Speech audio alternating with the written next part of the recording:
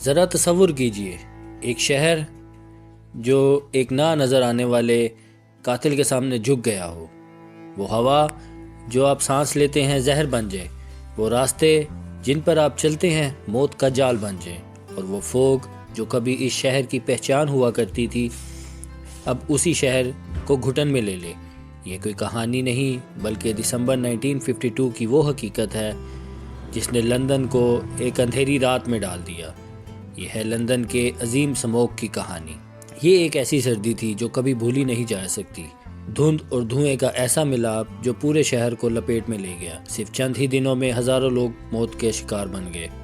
کسی نے اس تباہی کو آتے نہیں دیکھا اور کسی کے لیے اس سے بچنا ممکن نہ تھا۔ سوال یہ ہے، کیا یہ تباہی ہوئی کیوں؟ کیا اسے روکا جا سکتا تھا؟ اور آج ہم نے اس سے کیا سیکھا؟ یا ہم کیا سیکھ سکتے ہیں؟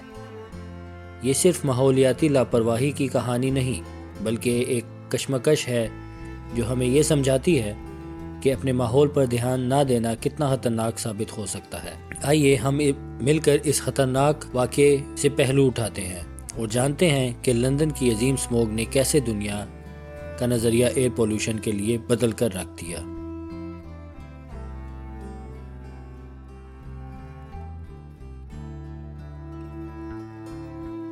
دوستو، آج ہم آپ کو لے کر جا رہے ہیں 1952 کے لندن کی طرف، جہاں ایک ایسی ماحولیاتی تبدیلی ہوئی جو دنیا کے لیے ایک ویک اپ کال بن گئی۔ یہ ہے لندن کی عظیم سموگ کی کہانی جو صرف ماضی کا حصہ نہیں بلکہ آج بھی ہماری زندگی پر اثر ڈالتی ہے۔ 1950 کے دور میں لندن ایک انڈسٹریل اور ماڈرن سٹی کے طور پر ابھر رہا تھا، مگر اس ترقی کے پیچھے چھپا تھا ایک مسئلہ: ایکسیسو کول کا استعمال۔ ہر گھر میں کول کے چولہے جلتے تھے اور فیکٹریز میں کول بیسڈ انرجی کو سہارا بنا کر پروڈکشن کی جاتی تھی۔ کول کے اس ایکسیسو استعمال سے ایئر پولوشن خطرناک حد تک بڑھ رہا تھا، مگر کسی نے سوچا بھی نہیں تھا کہ یہ پولوشن ایک دن اتنی بڑی تباہی کا سبب بن جائے گا۔ 5 دسمبر 1952 میں لندن میں سردی اپنے عروج پر تھی۔ ٹھنڈ سے بچنے کے لیے لوگوں نے کول کا استعمال بڑھا دیا اور اسی وقت ہوا کی سپیڈ اتنی کم تھی کہ پولوشن آسمان میں رک گئی، جس کا نتیجہ سموگ یعنی سموک اور فوگ کا ملا جلا اثر بن گیا۔ دھند اتنی گہری تھی کہ لوگوں کو صرف چند ہی میٹر تک دکھائی دیتا تھا۔ سکولز، ٹرانسپورٹ، ایئر ٹرانسپورٹ سب کچھ بند ہو کر رہ گئے تھے۔ ہر طرف ایک ایمرجنسی جیسا ماحول بن چکا تھا۔ سموگ کے سب سے بڑے اثرات ہیلتھ پر نظر آئے۔ لوگ ریسپیریٹری پرابلمز کا شکار ہونے لگے، ہاسپٹلز میں جگہ کم پڑ گئی اور کچھ ہی دنوں میں 4000 لوگ اپنی جان سے ہاتھ دھو بیٹھے۔ کچھ ہی عرصے کے بعد انویسٹیگیشن کی گئی کہ اس حادثے میں کتنے لوگوں کی جان گئی ہے، تو معلوم ہوا کہ اس سموگ کی وجہ سے 10,000 سے زیادہ لوگ اپنی جان گنوا بیٹھے ہیں۔ لیکن اس تباہی کے بعد سرکار نے اسے ایک ویک اپ کال سمجھا۔ 1956 میں کلین ایئر ایکٹ بھی پاس کر دیا گیا۔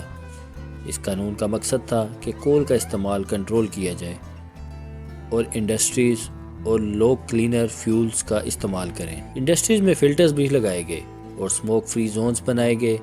یہ سب کچھ اس لیے کیا گیا تاکہ فیوچر میں ایسی تباہی سے بچا جا سکے، لیکن قدرت کے سامنے تو سب بے بس تھے۔ لندن کی عظیم سموگ نے دنیا کو ایک سبق دیا کہ ایئر پولوشن صرف ایک مسئلہ نہیں بلکہ ایک ماحولیاتی کرائسس ہے جو انسانی زندگی اور اکانومی دونوں کو برباد کر سکتے ہیں۔ آج دنیا بھر میں پولوشن کے خلاف انیشیٹیوز لیے جا رہے ہیں اور ہم سب کا فرض ہے کہ کلین انوائرمنٹ کے لیے اپنا کردار ادا کریں۔